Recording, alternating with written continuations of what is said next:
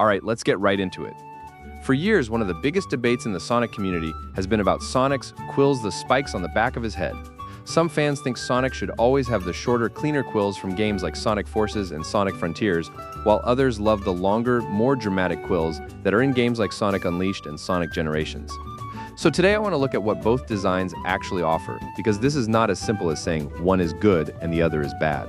Let's start with the longer quills because personally I think they fit modern Sonic better and make him look badass. The longer quills stretch backwards, creating strong lines that guide your eyes toward the direction Sonic is running. Even when he is standing perfectly still, his design already feels like it is moving forward. Speed is Sonic's entire identity. The longer quills also add more depth to his design. Instead of his head looking like one rounded shape, the extra length creates multiple layers that give his profile more dimension from almost every angle. They also make Sonic feel older.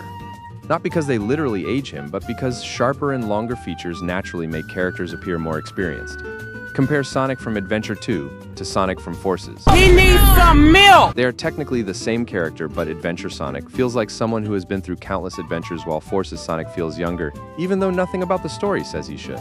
They also improve animation.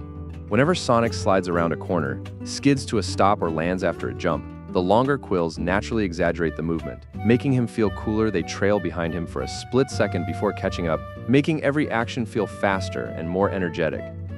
However, that does not mean the shorter quills are a bad design, because they absolutely are not. In fact, they have several strengths of their own. The biggest advantage is simplicity. Short quills create a much cleaner and more compact silhouette. Nothing feels over-designed and every shape is easy to recognize. This is one of the reasons classic Sonic became one of the most iconic video game characters ever created. His design was incredibly simple, yet instantly recognizable from any angle. That same philosophy carries over into some of modern Sonic's shorter quill designs as well. Another advantage is that shorter quills make Sonic appear more youthful and energetic. Instead of looking like an experienced hero who has saved the world countless times, he feels like a carefree kid who just wants to have fun. That lighter appearance works extremely well for games with brighter tones and more comedic stories, because it makes Sonic seem approachable and playful.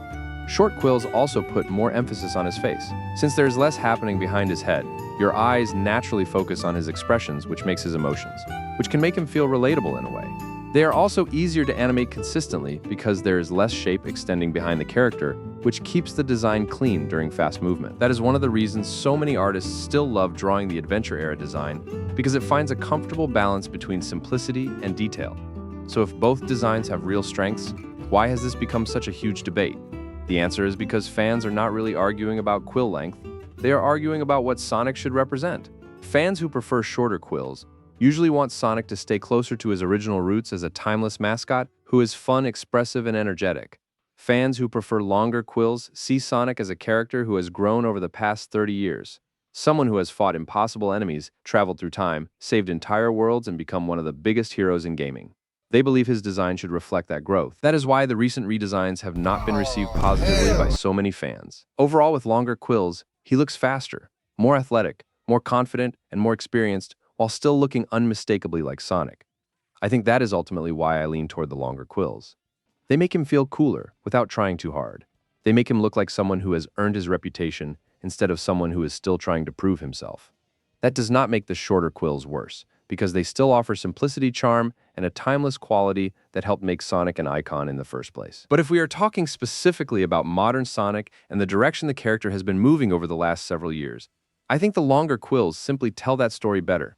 Sometimes the smallest changes end up making the biggest difference, and for Sonic, a few extra inches on the back of his head completely change how people see the character. Now please leave your opinions in the comments. Tell me, which quills do you prefer, and how do you think they change Sonic?